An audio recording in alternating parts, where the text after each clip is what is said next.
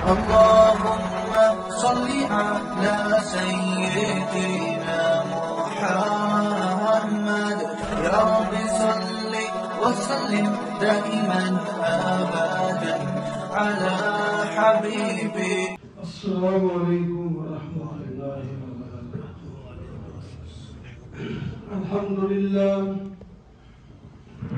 الحمد لله وكفى، والصلاة والسلام على سيد الرسل وخاتم الأنبياء. أما بعد، فأعوذ بالله من الشيطان الرجيم. بسم الله الرحمن الرحيم. إن الله يحب الذين يقاتلون في سبيله صفا كأنهم بنيان مرصوص. صدق الله مولانا العظيم. اللهم صل على سيدنا ومولانا محمد وعلى آل سيدنا ومولانا محمد وبارك وسلم. محترم معزز سامعین، بزرگوں، دوستوں اور عزیزوں، گزشتہ جمعہ بھی یہی آیت تلاوت کی تھی،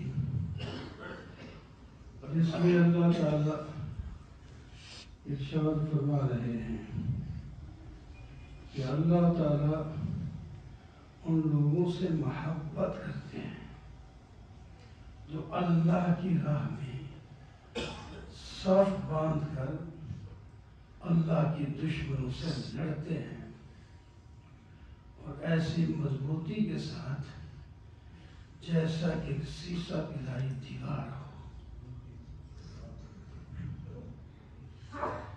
ان لوگوں سے اللہ پیار کرتے ہیں، اللہ محبت کرتے ہیں. تو جہاد والا ایسا عمل ہے جس سے اللہ تعالیٰ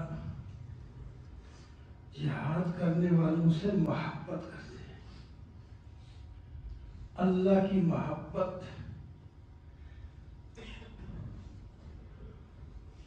یہ اللہ تعالیٰ کی مہربانی ہے. اللہ تعالیٰ تو غنی ہے، غنی اور حمید. اللہ تعالیٰ کو تو کسی چیز کی پرواہ نہیں، کسی کے محتاج نہیں،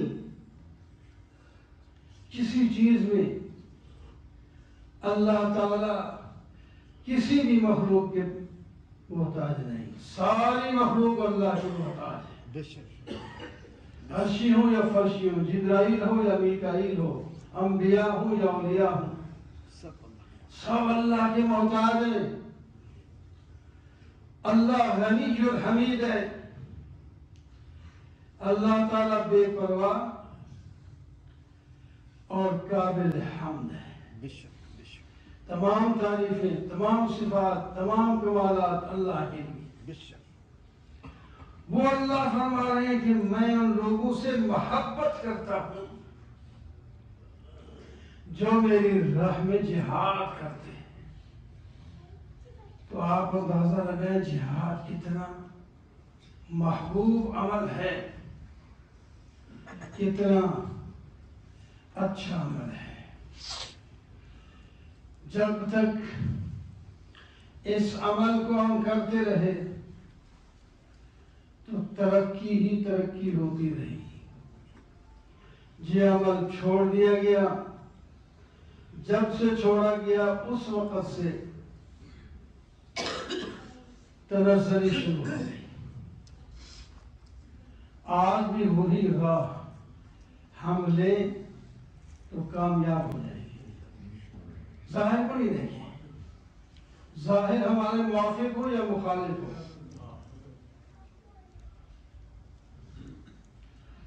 اللہ کے حکم کو لے کر چل پڑے،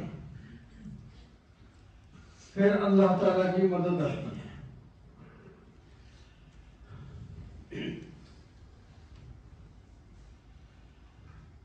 اگر پہلو میں دل ہے اور تڑپ اسلام کی دل میں،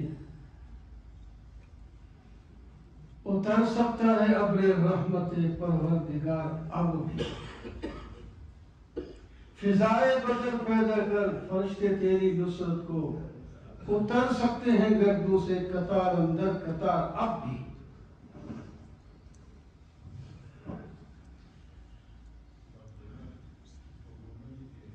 حقاً علینا نصر المومنین، اللہ تعالیٰ فرماتے ہیں میں نے مومنین کی مدد کرنے کو حق قرار دیا، اپنے اوپر لازم قرار دیا۔ لیکن ہمارے اندر بھی کوئی شرائط پائی جائے، ہم بھی تو مومن ہوں تو تب یہ کوئی کہ جی دیکھو پھر چوری فلاں جگہ مدد ہوتی، فلاں جگہ مدد نہیں ہوتی۔ ہر جگہ اللہ کی مدد ہے، یہ مدد نہیں ہے کہ ساری فلسطین کو آپ دیکھیں چھوٹا سا ملک ہے، ابھی پورا تسلیم ہی کسی نے نہیں کیا، لیکن امریکہ جیسی سپر پاور اسرائیل کو آگے کر کے اپنی تمام طاقت جھونک رہی ہے، پھر بھی ان کو منہ ٹھکانے کی آ رہی ہے۔ مجاہد جب اللہ کے لیے لڑتا ہے، جہاد کا مطلب ہے اس واسطے لڑنا ہے لِتَكُونَ، تاکہ اللہ تعالیٰ کا کلمہ بلند ہو جائے، بس جوامردی دکھانا، قوم کے لیے صرف لڑنا، عصبیت پر لڑنا، زمین پر لیے لڑنا، یہ نہیں، اللہ کے لیے لڑنا، اللہ کے دشمنوں سے لڑنا، پھر اس میں اپنے بھائیوں کی حفاظت بھی ہو جائے گی، اپنے ملک کی حفاظت بھی ہو جائے گی، ساری چیزیں اس کے اندر آ جائیں گی۔ لیکن مجاہد کی نیت صرف اللہ تعالیٰ کے کلمے کو بلند کرنا، بس تب جہاد ہے۔ اگر یہ نیت نہیں تو جہاد نہیں، یہ نیت۔ پھر آپ نے دیکھا کم من فئۃ قلیلۃ غلبت فئۃ کثیرۃ بإذن اللہ، چھوٹی چھوٹی جماعتیں بڑی بڑی جماعتوں پر اللہ کی مدد سے کامیاب ہوئی۔ حضرت طالوت 313 شخص زیادہ نکلے تھے، لیکن امتحان درمیان میں ہوا تو باقی رہ گئے، پانی پی لیا، صرف 313 بچے اور لاکھوں سے ٹکرا گئے، تو اللہ تعالیٰ نے ان کو فتح عطا فرمائی۔ وَقَتَلَ دَاوُودُ جَالُوتَ، داؤد علیہ السلام کو ابھی نبوت نہیں ملی تھی، نوجوان لڑکے وہ جہاد میں چلے گئے، انہوں نے مارا پتھر، جالوت کو مار دیا، فتح حاصل ہو گئی، پتھر سے مار دیا۔ اللہ کی مدد جب آتی ہے ایسے آتی ہے۔ 313 بدر میں نکلے تو 1000 کے قریب مسلح جو لڑائی کے لیے تیار ہو کے آئے تھے، ان کو مولی گاجر کی طرح کاٹ کے دکھایا، ایک ایسا سما باندھا کہ دنیا آج بھی انگشت بدندہ ہے، یہ ہوا کہ ہوا کیا۔ ابو جہل بھی وہیں فنار ہوا۔ اس طرح اللہ کی مدد آتی ہے، یہ نہیں کہ ہم بس چلے جب مدد ہمیں پہلے آئے۔ 10 سال مکہ مکرمہ میں نبی کریم صلی اللہ علیہ وسلم اور صحابہ کرام پر ظالموں مشرکوں نے کوئی ایسا ظلم نہیں جو بچا کے رکھا ہو، سب ظلم ڈالے، لیکن ان کے منہ سے احد اجازت بھی نہیں کہ تم لڑو ان کے ساتھ، لڑنے کی اجازت بھی نہیں اللہ تعالیٰ کی طرف سے۔ مقابلہ کرو تو بندہ چلو جی مرے یا مارے کے جان چھوٹ جائے، نہیں، آپ نہیں مقابلہ کر سکتے، مار کھا لو، ابھی جھنجھوڑا گیا، ان کو کندن بنایا گیا، سونا بنایا گیا۔ جب اجازت ملی تو پھر دیکھا ہوا تو ہوا کیا، پہلا ہی غزوہ ہے بدر، اس میں انہوں نے کیا جوہر دکھایا اللہ کی رحمت سے، 70 ان کے سردار پکڑے، 70 مارے گئے، باقی تم دبا کے بھاگے۔ اللہ کی مدد آتی ہے لیکن پہلے ہمت کرنا پڑتی ہے۔ یعنی صدیق اکبر رضی اللہ تعالیٰ عنہ اسی مہینے میں وفات ہوئی، اس واسطے آج کل اخباروں میں ادھر خطبے میں ان کا بیان ہوتا ہے ان کے لیے۔ وہ تمام انبیاء کے بعد پوری دنیا میں سب لوگوں حضرت آدم علیہ السلام سے لے کر قیامت تک آنے والے سب لوگوں سے افضل ہیں، انبیاء کے بعد سب سے افضل ہے۔ نبی علیہ السلام کی وفات کے بعد حال ایسے ہو گئے، بڑے مشکل ترین حالات ہو گئے، دشمن نظر رکھے ہوئے تھے کہ مدینہ پہ حملہ کریں، اور ادھر نئے نئے لوگ ابھی جو مسلمان ہوئے تھے انہوں نے بعض مرتد ہو گئے، بعض نے زکوٰۃ دینے کا صرف انکار کیا، ہم زکوٰۃ نہیں دیں گے، باقی ٹھیک ہے۔ آپ نے فرمایا صدیق اکبر خلیفہ بنے، آپ فرماتے ہیں جہاد میں زکوٰۃ میں جو آدمی ایک لیلی بکری کی بھی دیتا تھا وہ بھی نہیں دے گا تو میں اس سے جہاد کروں گا۔ دوسری روایت ہے وہ رسی جس کے ساتھ اس بکری کو باندھ کے پکڑ کے عامل جاتا تھا، اس نے رسی نہ دی تو پھر بھی اس کے ساتھ جہاد کروں گا۔ انتہا پسندی نہیں، یہ حقیقت ہے۔ انتہا پسندی کا لفظ بس بولا ہوا ہے لوگوں نے، رسی کیا چیز ہوتی ہے؟ آج رسی نہیں دے گا، کل بکری نہیں دے گا، کل جہاد نہیں دے گا، کل نماز چھوڑے گا۔ پہلے سے یہیں سے بند کرو۔ سارے صحابہ عمر جیسے بہادر عرض کرتے ہیں کیا کرتے صدیق؟ یار جہاد اس نے صرف زکوٰۃ ہی کا انکار کیا ہے نا، سمجھانے سے ہو جائے نہیں۔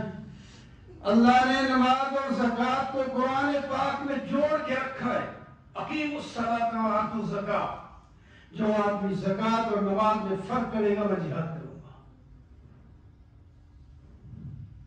بار بار آگے آتے ہیں حضرت عمر، غصے میں آ کر کہتے ہیں صدیق اکبر اجبار فی الجاہلیت وخوار فی الاسلام۔ ہٹ جا عمر، ایک پاس تو جاہلیت میں بڑا بہادر تھا، اسلام میں آ کر تو بڑا کمزور ہو گیا ہے۔ نہیں آؤ، میں اکیلے جاؤں گا، جہاد میں اکیلے جاؤں گا، کچھ ہو جائے یہ نہیں چھوڑنا، میں نے جہاد کرنا ہے ان کے ساتھ۔ حضرت عمر فرماتے ہیں میرا اللہ نے سینہ کھول دیا کہ ٹھیک ہے ہم آپ کے ساتھ ہیں۔ پھر آپ نے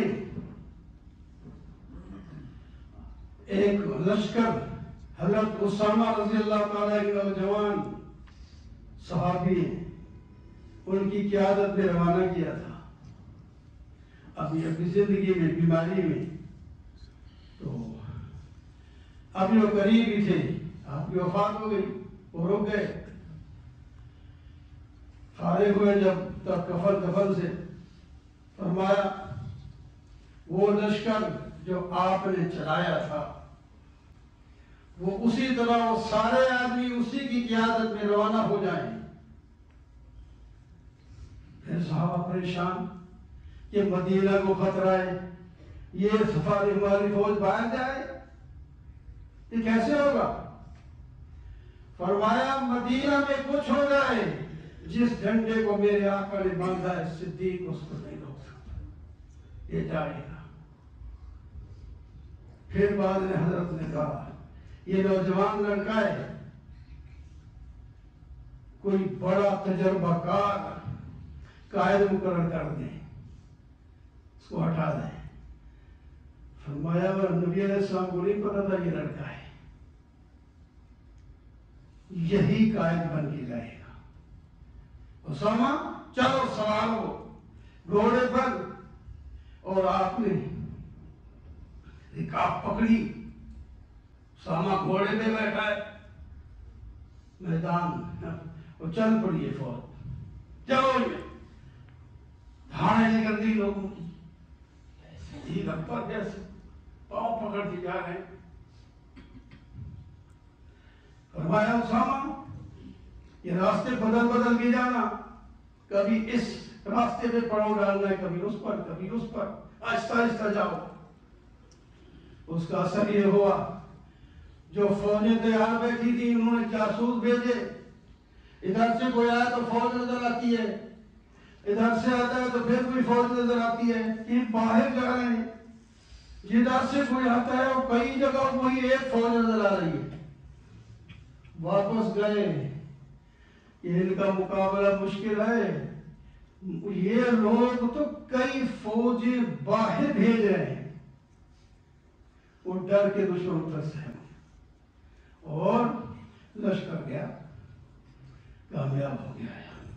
تو اللہ تعالیٰ فرماتے ہیں، اللہ تعالیٰ فرماتے ہیں ہم جہاد کرنے والوں سے محبت کرتے ہیں. اس واسطے وہ محبوب لوگ ہیں جو اللہ کے راستے میں جہاد کرتے ہیں، اللہ کے محبوب ہیں، پیارے ہیں. مجاہد جب لڑتا ہی اللہ کی رضا کے لیے تو دو چیزیں ہوتی ہیں آگے، ایک شہادت، دوسری فتح. تیسری کا نام ہی کوئی نہیں. تیسری ویسے صورت کبھی بن جاتی ہے لیکن کام نام نہیں. جو لڑنے کے لیے گئے ہیں مر جائیں تو وہاں مر جائیں یا فاتح ہو کے آئیں، شکست کھا کے پیچھے بھاگ نہیں سکتے. تیسری یہ صورت غلط ہے. اس وقت نحن نتربص بكم ان يصيبكم الله بعذاب من عنده بأيدينا، یا تم ہمارا انتظار کرتے ہو کافروں کس چیز کا؟ ہم دو اچھی چیزوں کا، یا شہادت ملے گی یا فتح ملے گی، اور ہم بھی انتظار کرتے ہیں دو چیزوں کا. اللہ تعالیٰ تمہیں اپنے ہاتھ سے کوئی عذاب دیں گے یا ہمارے ہاتھوں تمہیں عذاب دلائیں گے، عذاب کو تمہیں آئے گا.